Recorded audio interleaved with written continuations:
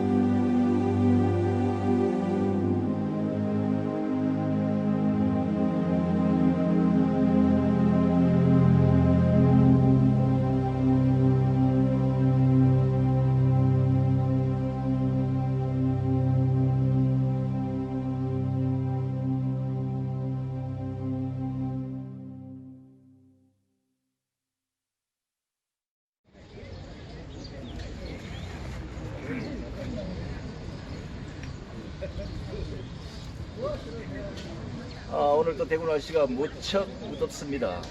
서울보다는 적어도 한 5도 이상 높은 것 같은데, 사실 오늘 이 자리에 여러분, 저희 방송에도 여러 번 소개를 했습니다만은 심리문학 작가이신 대구의 우리 이도수 교수님이 오시기로 했는데, 잠깐 오시면 제가 인사 말씀 드리도록 하고요.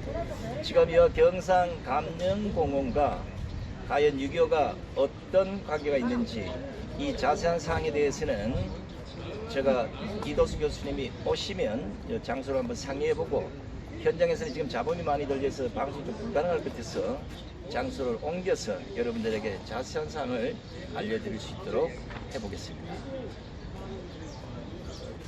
오시네요. 아이고 예. 아이고, 반갑습니다. 날씨도 어떻게 예, 덥죠. 고맙습니다. 아이고 땀을 많이 못 흘리시네요.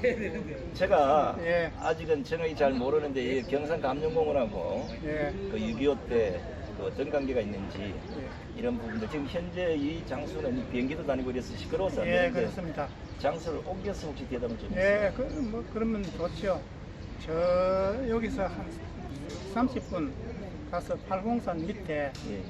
대한수목원이라는 것이 있습니다. 거기 가면은 전적지도 보이고 거기서 조용하게 얘기를 나누고 그렇게 하면 알겠습니다. 되겠죠. 자, 시청자 여러분, 저희들은 이제 경산감염공원에 현재 잡음 때문에 장소를 옮겨서 여러분 다시 만나 뵙도록 하겠습니다. 잠시 후 여러분 찾아뵙겠습니다. 자, 저희는 이제 경산감염공원에서 자리를 옮겨서 다부당 격전지에서 약 4km 정도 떨어진 팔공산 중턱에 자리한 박정희 대통령 교육박물관에서 우리 심리문학 작가이신 이도수 교수님과 자리를 함께했습니다. 아까 인사를 믿지 못했는데 인사 좀 하시죠. 예. 오늘이 6.25 사변 일어난 지 69년 며칠 모델의 날입니다. 여기에는 그 당시에 말할 수 없는 많은 생명을 앗아간 낙동강 전투의 가장 격전지였던 다부동, 예. 이 바로 저 아래 내려다 보이는 곳입니다. 여기서 그때를 생각하면서 많은 우리가 교훈을 얻을 필요가 있다고 싶어서 오늘 시간을 갖게 예, 저희들이 이제 사전에 예고해드린 낙동강 최후방어전의 경우는 이미 이전에 경산감염공원 거기가 향촌동입니까? 양촌도, 예. 거기에서 이제 저희들이 기존 방송을 그대로 하려고 했는데 비행기도 날아다니고 상당히 잡음이 심해서 결국은 이곳으로 자리를 옮겼습니다. 그럼 본격적으로 예. 오늘 대담을 해보도록 하겠습니다. 자, 오늘 대담 주제가 낙동강 최후방어전의 교훈인데 우리 이도수 교수님께서 6.25 사변 때 참전하셨습니까 혹시? 아니요. 그때 내 나이가 만 10세로 초등학교 4학년이었으니까 징집 연령에는 크게 미달됐죠. 그럼 피라는 가셨을 거 아닙니까? 했죠. 1950년 6월 25일 예, 예. 북한군이 38선을 돌파하고 예, 예, 쳐내려온 지 3일 만에 서울이 함락되었죠. 예. 예. 그때 저희들은 학교 운동장 조례 시간에 교장 선생님의 문화에서 예, 예. 적군이 어떻게 해서 쳐들어왔으며 지금 거침없이 쳐내려오고 있다고 걱정스러운 말씀을 하셨습니다. 예. 그러니까 뭐 저는 뭐 전쟁을 안 겪어봤습니다만은 요즘 이 좌파들이 주장하는 북침설 그리고 얼마 전에 또 그 스웨덴에서 문재인이 한 말 뭐 남북한은 한 번도 남의 나라를 침략한 적 없다. 이 새빨간 다 거짓말이네, 그죠? 그럼요. 좌파들의 역사 왜곡은 상투적 방법이거든요. 예, 예. 국회가 전쟁 준비를 얼마나 철저히 했기에 한 달 만에 부산까지 다 점령하겠다고 호언장담했습니다. 예, 예, 예. 그때 미국의 개입이 없었다면 그들 공언대로 몇 주 만에 한반도는 적화되었을 것입니다. 근데 요즘도 이 뭐 종북 좌파들은 그 6.25 때 뭐 미국 개입하지 않았다면 한반도는 민족 통일을 이루어서 어떤 강대국도 넘보지 못할 만큼 그런 강대국이 됐을 것이다. 이 헛소리를 하고 다니는데 이거 어떻게 생각하십니까? 그야말로 허무맹랑한 주장이죠. 예. 그게 얼마나 허무맹랑한 것이냐 하면 그 전쟁이 끝난 후에 70년 가까운 세월 동안에 남북한 경제 상황이 어떻게 되었는가 나중에 보여드릴 것입니다. 그걸 보시면 통일되기보다 분단되었기 때문에 남한은 천국이 되고 북한은 지옥이 되었습니다. 그러니 요즘 종북 좌파들이 하는 것은 전부 새빨간 선동일 뿐입니다. 북한군이 그때 이제 여기 기선남 침으로 그 3일 만에 수도를 점령하지 않았습니까? 그렇죠. 그리고 열흘 만에 거의 뭐 경기도, 충청도, 전라도, 강원도 거의 뭐 다 그냥 그 거의 개들이 이제 짓밟았고, 이게 말하면 방어다 방어를 못했다. 그러니까 결국 그 쳐들어 내려온 거 아니겠습니까? 그렇죠. 그때 급파된 유엔군과 남한군이 전례를 가다듬고 응전태세를 제대로 취한 것이 소위 낙동강 제후 방어전이었습니다. 내가 당시 호기심 많은 소년으로 눈여겨보았던 전쟁 상황과 또 나이가 든 후에 문헌을 통해서 알게 된 사실을 토대로 한국 전쟁의 하이라이트를 할 수 있는 예. 어느 하루, 예. 그 하루를 최대한 클로즈업 시켜서 오늘 이야기를 해볼까 합니다. 그리고 우리가 저기 그 하루라는 그 특정된 날짜를 좀 말씀을 해야 되겠는데, 그 하루가 언제를 지금 교수님 말씀하시는 거죠? 말하자면 한국 전쟁이 발발한 지 꼭 40일째 되는 예. 그날이 1950년 9월 15일입니다. 그날이 한국이 적화통일되느냐, 자유대한민국을 수호하느냐의 운명이 결정된 날이었기 때문에 저는 그날을 영원히 잊지 못하고, 그날만 되면은 정말 아찔한 생각, 팔곡산을 쳐다보면서 눈물을 글썽거릴 정도입니다. 지금 교수님 말씀대로 한국 전쟁이 발발한 지 그 80일째 되는 1950년 9월 15일, 혹시 뭐 그날에 어떤 일이 일어났는지 좀 설명을 해줄 수 있겠습니까? 예. 우선 제가 태어난 곳은 대구에서 북쪽으로 고개 하나 넘어 칠곡이라는 곳에서 예. 태어났습니다. 한국전에서 최고 격전지로 널리 알려진 다부동 전투장에서 예. 약 10km 남쪽에 있었습니다. 한국전이 발발한 지 약 2달이 지난 8월 20일경에 다부동 방어선이 드디어 무너질 조짐이 있는지 예. 피난민 대열이 하얗게 열지어 나왔습니다. 당시 철이 들던 저는 그 전쟁의 그 처참함도 모르고 그냥 가족 소풍 떠나는 기분으로 피난민 대열에 앞장서 나갔습니다.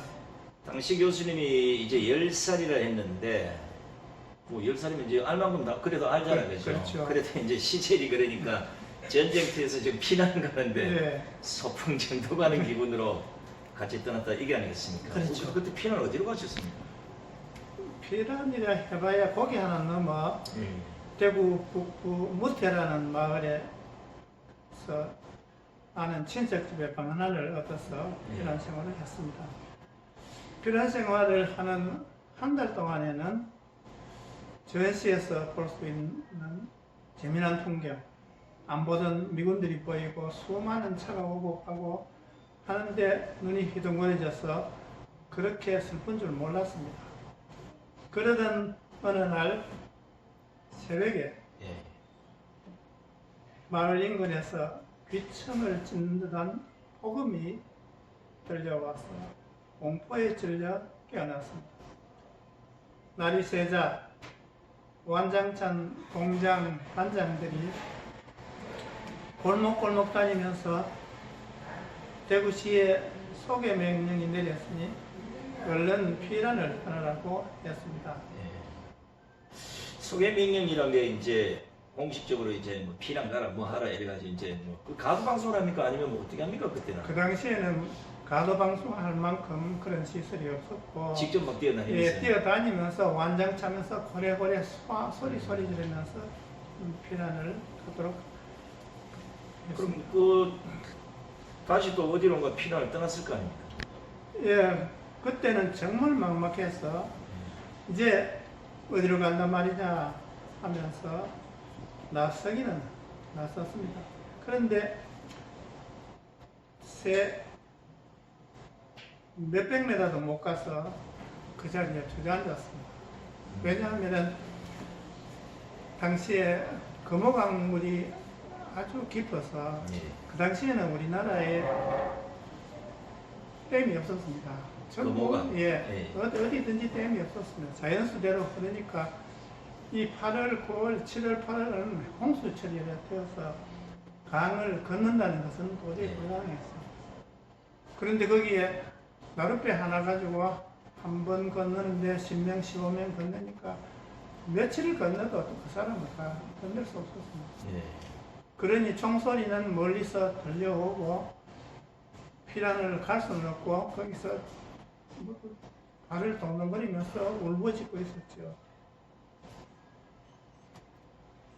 그런데 그 피난 중에 그 아까 제가 경산 감령공원 그 간 이유가 바로 이제 이 시점쯤 될 것 같은데 그때 대구 소개령이 해제됐던 시점이 아니겠습니까? 예, 바로 그날입니다. 예.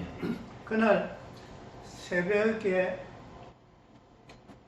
포탄이 맞은 것은 뒤에 알고 보니 피라민 대열에 끼어서 넘어온 공산 게릴라들이 예. 밤중에 그 금호강 백사장에다가 예. 박격포를 설치해놓고 임시 대통령 관저로 향해서 정조준해서 포를 쏘았답니다. 그건 물론 뒤알은 일이죠. 예. 그렇게 해서 그 다음날 아침에 일찍이 대통령은 임시 수도를 옮겨 부산으로 떠나고 대구 시민들은 빨리 떠나라.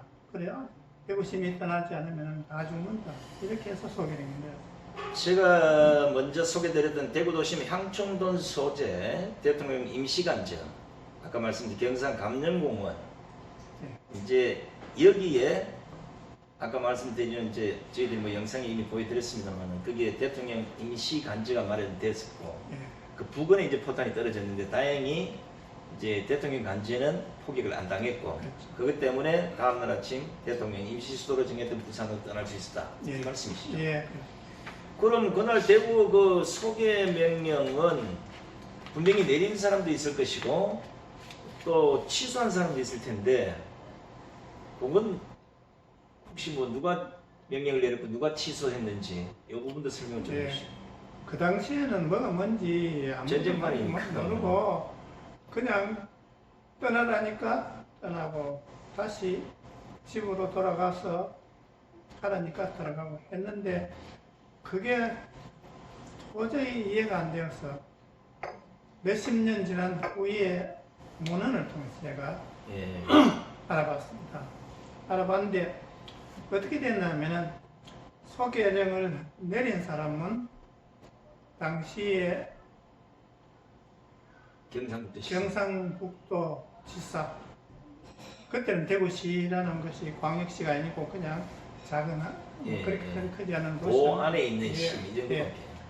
그런데 그 도지사가 그 행정 책임자로서 시민들의 안전을 위해서 빨리 소개해라 이렇게 해서 부랴부랴 자기가 직접 빨리 소개하는 현장에 가서 그 당시에 현장이라는 것은 대구에서 부산 쪽으로 나 있는 유일의 다리가 수성교라는 다리 하나밖에 수성교, 없었어요. 예. 요즘은 뭐 수십 개 다리가 있지만 거기에 가서 빨리빨리 진두지휘를 하고 있었습니다.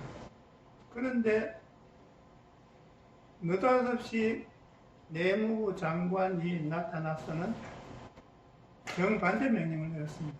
얼른 전부 대구 시민은 다 돌아가거라. 원상태로 집에 가라. 그러니까 그 도지사는 자기가 내린 명령을 의논도 없이 일방적으로 취소한 데 대해서 항의를 했습니다. 예. 항의를 하니까 여러 소리 하지 않고 그 조병옥 박사, 조병옥 박사는 그 인상이 호랑이상이라고 했습니다. 예. 또 미국에서 박사학위를 받아온 우리나라의 이승만 대통령과 또 두세 사람밖에 없었습니다. 예. 그분이 그 조재천 시장 당시 경북도지사가 조재천 씨. 예, 그 도지사의 딸비를 때렸답니다. 근데 그거는 이다 아니다는 많은 이야기는 있었습니다만 예. 그만큼 그때는 하여튼 설명 없이 예. 시키면 시키게 해야 되니 니 뭐한다 그러나 이런 식으로 해서 다시 들어가게 됐습니다. 그래서 저도 다시 들어와서 전쟁 끝날 때까지 잘 지내다가 다시 고향으로 돌아왔습니다. 그러니까 조병옥 박사께서 이제 대구 시민을 볼모로 삼아서 미군 철수를 막기 위해서 대구 사수 결정을 내렸다는 이런 비난까지도 감수하면서 대구 사수라는 이 강경 정책을 고수한 이유가 뭐겠습니까? 예, 저는 그걸 알기 위해서 많은 문헌을 전쟁 관계 문헌을 읽었습니다. 특히 조병옥 박사의 전쟁 때 하게 된 역할뿐만 아니고 그 메가드 원수의 회고록 예. 그 외에 많은 그 문헌을 보고 알게 된 바에 의하면은 그 당시에 나라가 워낙 위중하니까 예. 강요 회의를 하고 할 시간이 없었습니다. 대통령이 부산으로 가니까 거기에 반 이상 따라가고 예. 몇 사람 남아서 이제는 서울도 빨리 소개를 안 내리기 때문에 한강 예. 폭파해가지고 저기로 폭파해가지고 수많은 그 시민을 죽였다. 그러니 빨리 소개시키는 것이 합리적이 아니냐.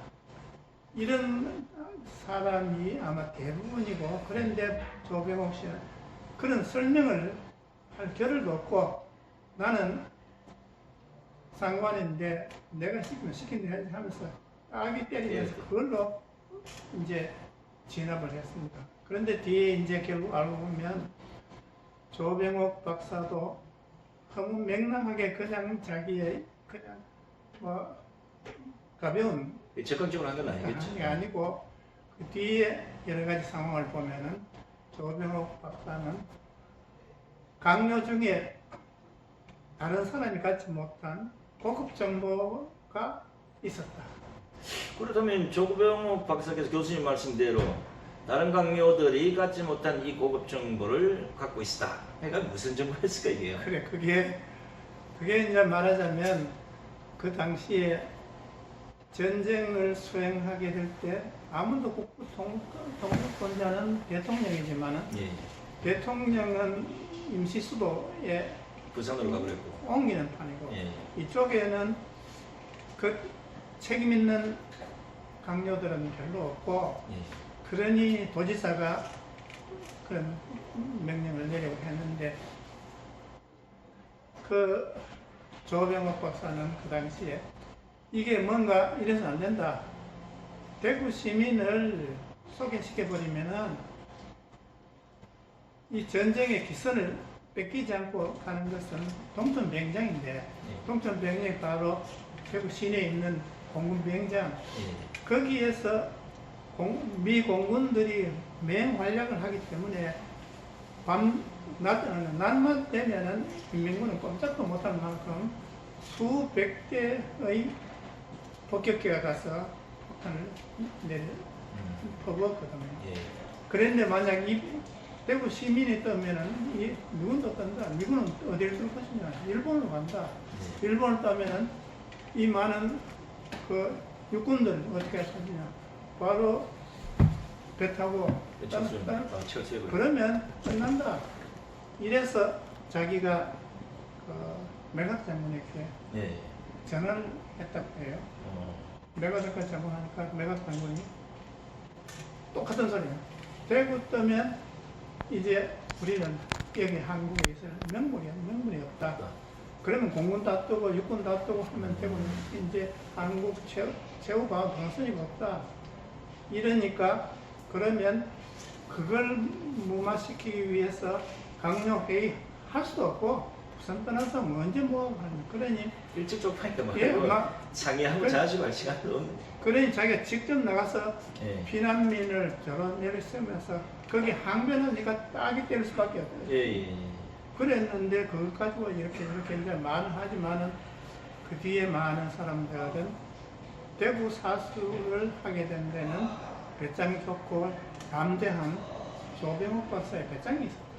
그 배짱에도 예. 정보까지 대가들부터 받는 예. 고급 정보까지 갖고 있으니까 이제. 그 이제 그 조병욱 박사는 미국에서 박사학위를 받았기 때문에 예. 그리고 경무부장도 있고 내무장관 일이 하면서 반공정신이 가장 뚜렷한 그렇죠. 사람이었습니다. 그래서 그 메가드 장군하고 바로 전화를 바로 할 수 있는 사람은 이승만 대통령하고 조병욱 박사 이 정도밖에 없었다는 예. 거예요. 그러니 대구 사수에는 조병욱 박사가 역할이 정말 컸다고 볼 수 있죠. 그런데 만약에 그 메가더로부터 받은 이 기적적인 이 고급 정보, 흔히 말해 선전낭보, 예. 이런 걸 아까 이제 교수님 말씀대로 뭐 워낙 시급하니까 강요들이나 뭐 도지사 이런 사람들하고 서로 정보를 공유할 그런 시간도 없고 예. 뭐 바빴다는 핑계지만 왜 혼자만 그런 극비 정보를 간직하고 있었다고 보십니까? 저는 그렇게 봅니다. 예. 당시에 뭐 하여튼 그 뒤에도 논란이 있습니다. 조병욱 박사를 나중에 당이 달라질 때는 조병욱 박사가 그게 뭐 대구 시민을 생각하지 않았다느니 하지만은 예. 결국 그렇게 했기 때문에 대구 사수가 있습니다. 대구 사수가 했기 때문에 노동 방어가 이루어졌습니다. 예. 결과적으로는 조병욱 박사가 그게 가장 큰 공로자라고. 판단이 옳았다. 예. 이건 이제 흔히 말하는 추측이 아니고 아까 이제 교수님 말씀대로 조병욱 박사의 그 메가더 원수로부터 들었던 그 고급 정보 예. 그리고 강단이나 사실 또 그런 거 하려면 목숨을 뭐 깡이 있어야 되나 그죠? 패버린 그만인데 조병욱 박사 생각에는 이걸 그대로 만약에 부산으로 철수해버리면 결국은 대구가 떨린 낙동강 전투에서 끝나버리면 한반도 전체 끝난다. 예, 그렇죠. 이러니까 목숨 걸고 그걸 막았던 거고 예. 도지사 싸다기를 때려가면서도 네. 들으라고 이렇게 나왔던 것 같은데 자 이전 기적 같은 일이 벌어졌음에도 불구하고 인천 상륙작전 그 성공으로 전세가 역전되었다는 인식이 이게 적군이나 아군 수뇌부에 이런 데도 확산이 되지 않았겠습니까? 예, 그게 이제 조병욱 박사가 고급 정보를 갖게 됨으로써 그런 결단을 냈다는 것과 일치되는 또 다른 증거가 있는데 예. 바로 그날, 음. 바로 그날이 하루가 얼마나 급하게 들어갔는데 대구 사수를 한다 못한다 하고 소개를 내리고 하던 바로 그날 예. 그 대구 북방 18km에서 교도보 최고 격전지 다부동 전투에서 예. 거기서 한 달 동안 막대한 수많은 병력 손실을 하면서도 절대로 물러나지 않고 격전을 벌였는데 그날이 바로 그 작전 인명군 작전 참모 이학구 대저라는 사람이 밤중에 투항을 해왔어요. 예. 이거는 상식적으로 도저히 있을 수 없는 일. 대구가 빠니 내려도 보이는데 대구만 점령하면 끝난다고 했는데 뜻밖의 일이 벌어졌는데 나중에 그것도 전쟁 다 끝나고 나서 그 불가사의가 발생했는데 넘어오자마자 이 사람은 아주 적극적으로 나는 이제 국방군 말하자면 남원군을 위해서 예. 내가 마지막 공사를 할 수 있도록 해달라. 이래서 뭘 어떻게 한단 말이냐 하니까 자기를 미군 정찰기를 타고 고성능 확성기에 태고 그 격전지를 다니면서 그 자기 부하 병사들이 있는 쪽으로 향해서 포항 포항. 원주 방송을 포항 했습니다. 이제 전세는 기울어졌다. 예. 군들은 아까운 목숨을 버리지 말고 나처럼 포항하라. 이렇게 말했는데 그러면 어제까지 안 그러던 사람이 오늘 왜 갑자기 이런 변신을 했겠느냐 하는 것도 그것도 딱 맞췄다는 것이 예. 북한은 북한대로 이제 거기 맨 고급 정부가 돌아섰거든요. 돌아서니까 인천 상륙 작전이 부분적으로 성공하고 있다는 것이 우군은 우군대로 좌군은 북군은 북군대로 했으니까 거기도 약삭빠른 사람은 이러다가 나중에 지죽는다 해가지고 배신하는 거. 뭐 정권도 마찬가지 아닙니까? 이게 기울어지면은 자기 살고 또 살고 마찬가지 가야 하는데 돼. 그러니까 그게 그날 그게 조명옥 박사 요하고 이게 맞았더라. 그러니 9월 15일이 정말 대단한 우리 민족의 그러네요. 중요한 날이었다. 그게 만약에 9월 15일에 이제 뭐 대구를 이제 사수도 해야 되겠지만 그 우리가 전쟁의 공이라는 임메가드 장군이 만약에 없었다면 그래. 뭐 우리가 지금 이치도 못했겠는데 그죠? 그러니까 메가드 장군은 육군사관 학교를 그 당시에는 그렇게 육군사관 학교를 입학한 그 수많은 사람들 중에 가장 최우수 졸업생이었다. 수석 졸업생. 예. 예. 그리고 천재적인 그런 판단력이 있는데 특히 이 사람은 전쟁을 하는데 자기의 투철한 전쟁 철학이 무엇이냐면 공격이 최선의 방어다. 그러면 저기 정신 못 차릴 정도로 자꾸 공격을 계속 하면 거기에서 허점이 생겨서 승기를 받는데 우리는 2달 동안 계속 밀리기만 했고. 예. 후퇴한데도 우리 강요들도 자꾸 후퇴만 했지 그게 뭐 승기를 잡기 위한 그 없었고 근데 그걸 결국은 그 트루먼 대통령이 간이 잡아서 자꾸 말렸어요. 북한까지 너무 폭격하지 마라. 또 혹시라도 잘못해가 압록강 넘어 포탄 하나 더 떨어지면은 공산군이 중공군이 온다. 이렇게 방어전을 자꾸 했기 때문에. 그런데 그 대통령의 명령을 거스를 수는 없고 그러면 할 수 없다. 북한 아닌 남한, 원래 남한에 있던 쪽은 인천 아닙니까? 인천 거기에는 허를 이제 급선을 그렇죠. 예. 그런데 저쪽은 그건 상상도 못하는 거죠. 저쪽은. 북한에서는 설마 그럴 수 있겠느냐. 근데 그 전쟁이나 싸움권은 언제나 상대의 급소를 잘 보고 그렇죠. 거기에 아주 전광석화까지 이 작전 개시하면 이기는 것이에요. 그게 이제 우리나라도 지금 그걸 배워야 되겠다. 한국당 의원들이 지금 이제 교수님 말씀 이 급소를 찔러야 되는데 이 공격도 제대로 못하고 급소도 제대로 못 찔리 지금 이런 문제가 생겼는데 방금 이제 그 흔히 말로 트루먼 대통령이 뭐 메가드 장군처럼 진짜 간이 컸으면 네. 중국과 다 끝났는데 그죠? 그렇죠. 막 때려버리면 뭐 그냥 지금 다 우리가 거기 가서 살 텐데 좀 안타깝긴 합니다만은 공격이 최우선 방어다. 그래. 이게 이제 거의 실천한 게 됐는데 예, 예. 조병옥 박사가 만약에 그때 없고 뭐 메가드 장군도 없다. 이런 기적이 안 일어났을까? 그러면 끝났죠. 우리나라 거의 뭐 공산화. 근데 지금 하는 꼬라지가 딱 그런 꼬라지가 됐는데 지금. 예, 그래서 제가 참 이 하루를 클로즈업 시킨 것도 예. 우리가 지금 불과 2년 동안이라는 짧은 기간 동안에 좌파 정부에 의해서 완전히 거의 참 낙동강 전투의 최후 방선까지 갔다 밀려왔거든요. 예. 밀려왔는데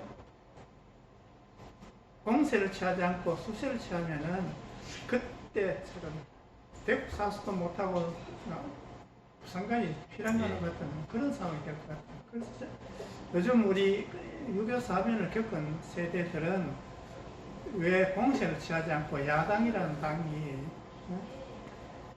그야말로 야성이 있어야 되는데 너무하다. 이래서 요즘 그 우리 지금 야당이라는 자유한국당 보면은 지도부가 취하고 있는 그게 그 낙동강 방금 전에 수세적인 그걸 찾던 강요들, 행정관들, 네. 바로 조재천 씨거든. 이게 대구 시민 소개하면 뒤에 어떻게 된다는 보다도 자기 행정 우선 그것만 면하기 위해서 그렇죠.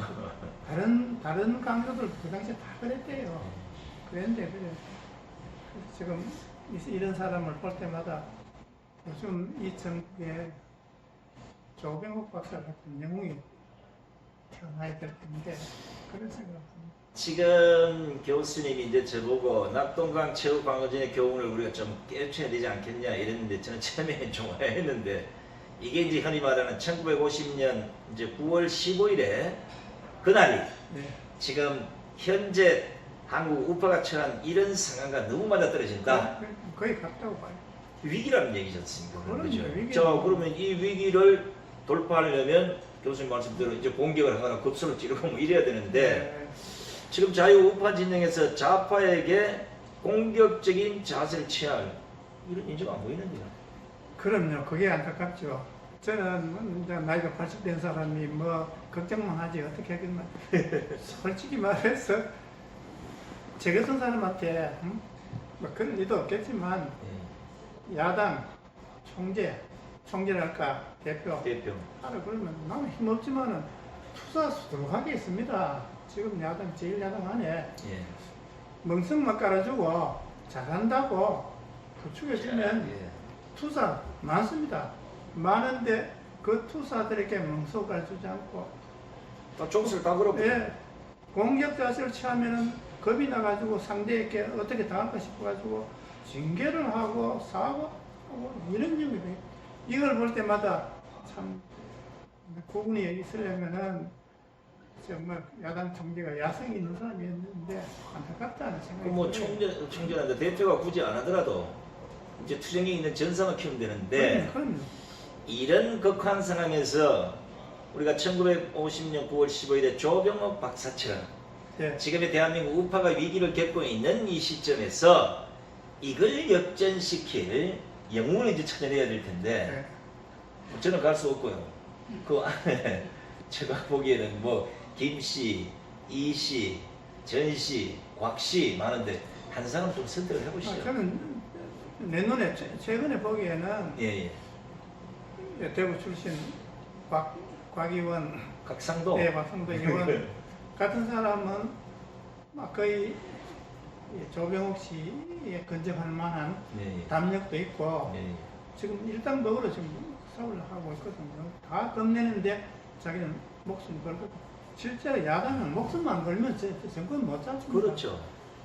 그런 분이 있고 이제 또 김진태 의원 같은 분도 예. 그 사기를 북돋아서 할 수 있는 위치만 해주면은 될 텐데 뭐 주의 주고 그 해가지고 자기 공격력을 발휘 못하도록 했거든요. 제가 보기에는 급소가 우리가 보기에는 지금 여당이 뭐 강권 발동을 하는데 굉장한 큰 칼을 들고 있으니까 강권 발동하는데 내가 보기에는 급소가 한 5개, 6개 지금 보이거든요. 그런데 급소를 안 때리고 급소 근처다 갑니다. 급소 때렸다가 근데 어딘지 몰라요, 급소를. 아니 지금 급소를 아는 사람은 박상도 밖에 예. 그리고 김진태 의원도 전에는 뭐라고 했냐면은 자기가 당대표 되면은 이거 하겠다고 한 것이 첫째 급소가 무엇입니까? WTC 네. 저거 특검에 들어가겠다. 그거 들어가가지고 그게 밝혀져 버리면 상황 끝나는 겁니다. 그렇죠.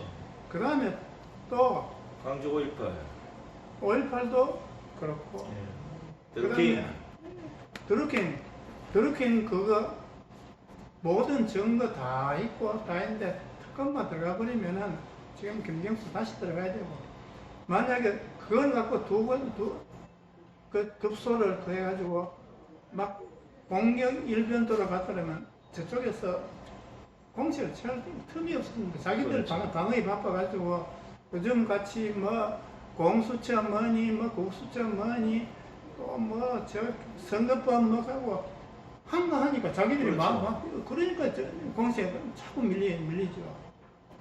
제가 이제 각상도 의원 그 참 이제 문재인의 딸 다혜 그 문제부터 시작해서 어쩌고저쩌고 공세 몰리는데 아무래도 말려 들어가겠다 이랬는데 결국 뭐 본인이 안 했으니까. 그럼. 근데 보통 이제 하면 뭐 당에서 뭐 족쇄를 걸고 뭐 하지 마라 뭐 이러다 보면 귀가 죽을 수 있거든요. 아, 그럼. 근데 뭐 끝끝내로 이제 이겼어. 문재인이 하고 그 박상기 법무장관 조국이 뭐 하여튼 해서 다 고소를 다 했어요.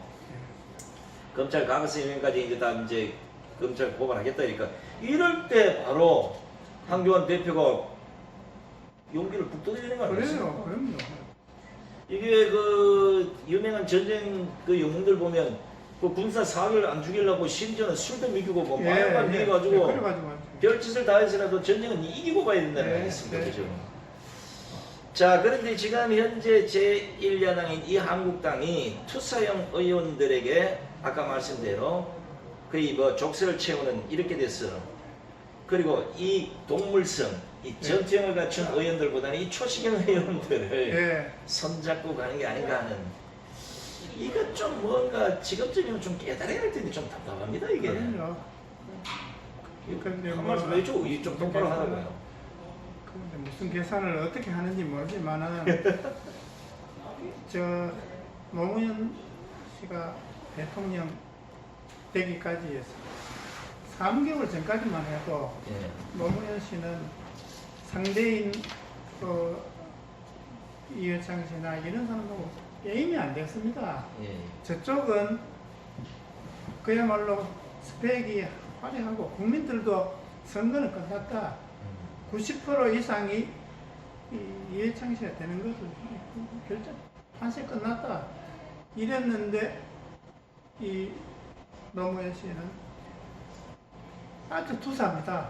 투사이기 때문에 상대의 급소를 찾아가지고 막 공격을 했습니다. 네. 공격을 이쪽은 정신 못 차리고 해병하고 뭐 설명하다 세월 다 보냈고. 예. 그래가지고 나중에 뒤에 가서 끝에 가서 국민들이 얼떨 겸에 거기에 투표를 많이 했고 그래가 저 사람 저만큼 용기 있고 뭐 하면 나는 뭐 어떻게 하려나 싶어가 그런데 좌파들은 하여튼 그런 상대 급소를 찾아내서 공격하는데 명수이고 또 좌파들은 똑같이 모두가 상대 급소를 공격하는데 일시단계랍니다. 근데 우파들은 안 하죠. 그걸 안 하고 방어했어요.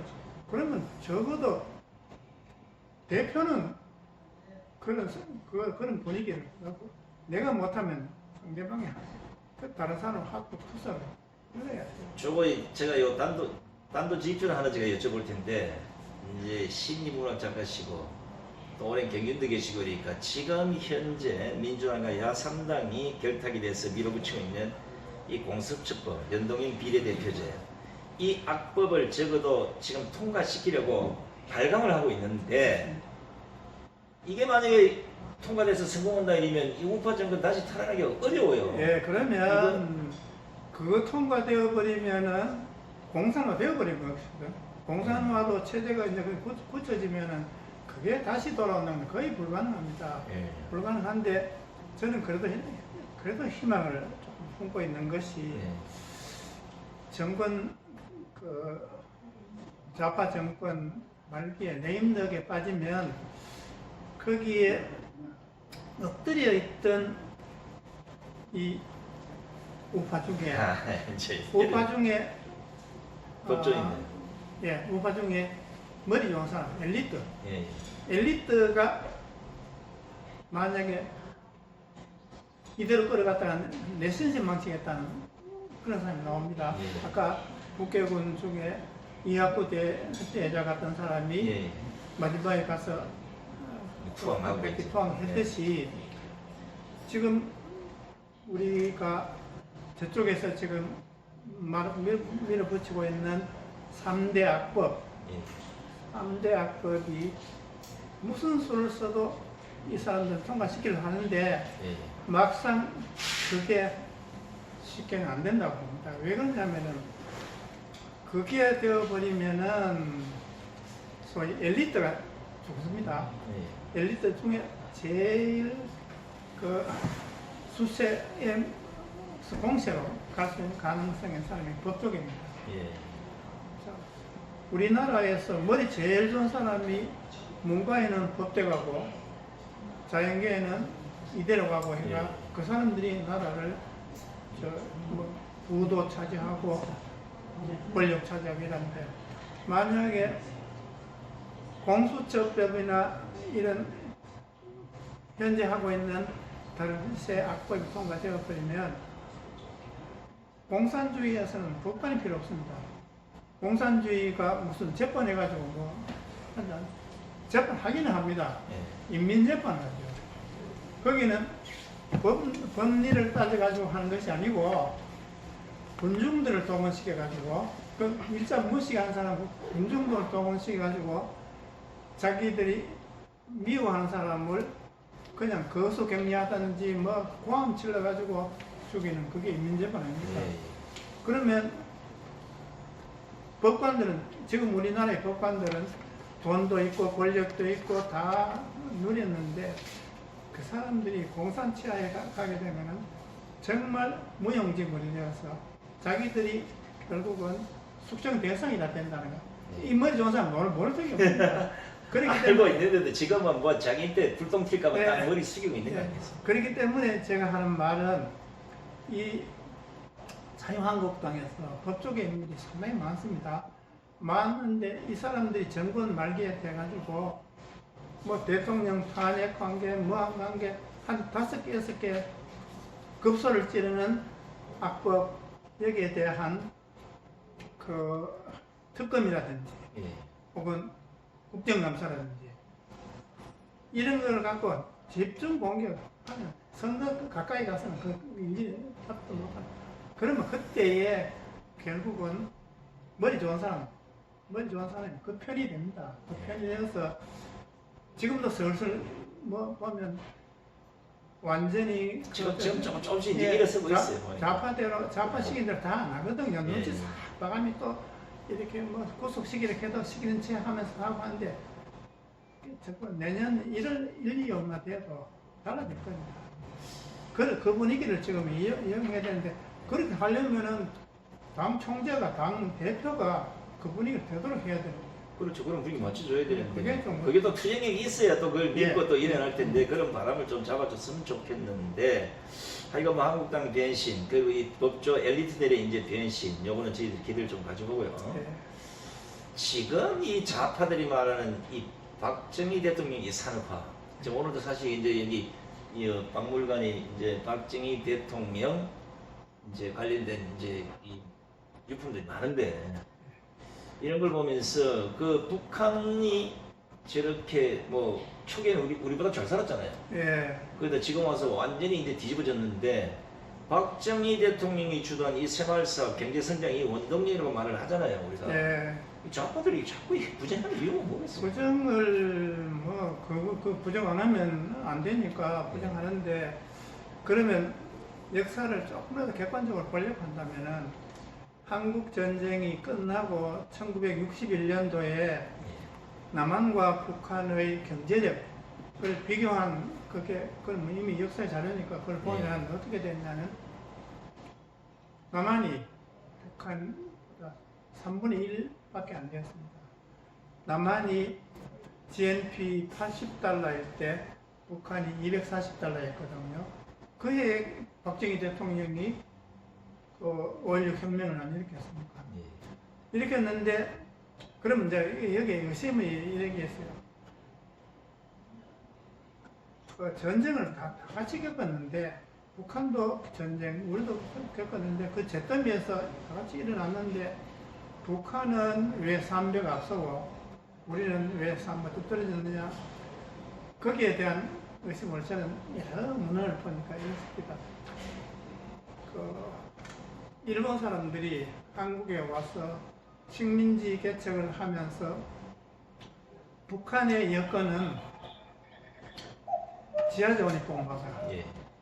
그리고 수력 발전을 만들 수 있는 그 여건이 좋다. 그래서 거대한 발전소를 만들고 그 다음에 공장을 많이 차렸어요. 그 남한에는 평야가 좀 많다고 전부 농업을 하도록 했는데 사실은 농업하고 공업하고 이거는 GNP는 이거는 게임이 안 되거든요. 예. 그러니 300을 앞섰다. 이래 됐는데 박정희 대통령이 정권을 잡고 그 한 2년까지는 좀 헤매다가 이제 딱 자기 나름의 뭔가 계획을 세워서 하게 된 게 경제개발이 뭐겠냐 몇 번 하는 동안에 박정희 대통령 집권 18년 동안에 남북한의 경제력 차이가 어느 정도라고 생각하십니까? 한 30배 되겠죠. 그때까지는 30배 안 되고 네. 원래 3분의 1이 저쪽에 앞섰고 그럼 한 10배 이상인데. 예, 한 11배라고 해요. 예. 11배인데 사실은 3분의 1인 것이 11배로 올라갔으니 실제로 한 30배 예. 빠르게 발전했다고 볼 수 있거든요. 자, 시간 관계상 뭐 좋은 말씀 많이 들었으면 좋겠는데 지금 이 좌파들의 일선 진짜 뭐 저도 많이 강조하는데 시대를 겪던 교수님이 오죽하겠습니까? 지난 2년간 좌파 정권 하에서 그 받은 이 우파들의 순환, 이게 이제 만약에 생각을 잘못하면 이제 계속 순환이 될 것이고, 그렇죠. 순환만 되는 게 아니라 대한민국 쫄장이 이제 공산되는 이런 경우도 있을 텐데, 그런 뜻에서 본다면 이 자유와 관련된 이 주요 검언들을 한번 되새겨 볼 텐데, 예. 제가 한마디 하면 교수님이 하나 받아주시겠습니까? 예, 그렇죠. 저는 자유 없이는 죽음을 달라. 저는 자유는 공짜가 아니다. 요새 영어로 말하면 예.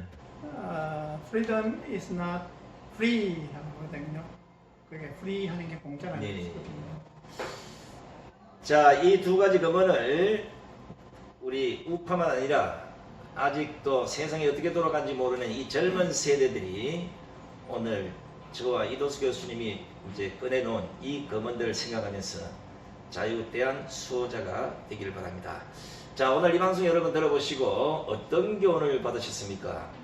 이게 바로 지금 이도수 교수님께서 여러분에게 전하고자 하는 교훈, 다시 세우느냐는 그 위기 상황에서 지혜를 발휘한 조병욱 박사님, 과연 이 시대의 대한민국에 이런 영웅은 있는지, 아니면 우파에도 이런 영웅은 있는지, 조금 전 각상도 의원, 김진태 의원 몇 명을 이도수 교수님께서 거론을 했습니다만, 그들에게 족쇄를 채우거나 발목을 채우는 이런 젤리야당의 대표가 돼서는 안 된다는 것, 이것도 좋은 교훈으로 받아들이시고, 제발 대한민국에 빨갱이가 사라지고 다시는 이런 아픔이 찾아오지 않는 그런 대한민국을 만들어 주실 것을 기대하겠습니다. 교수님 오늘 긴 시간 예, 감사합니다.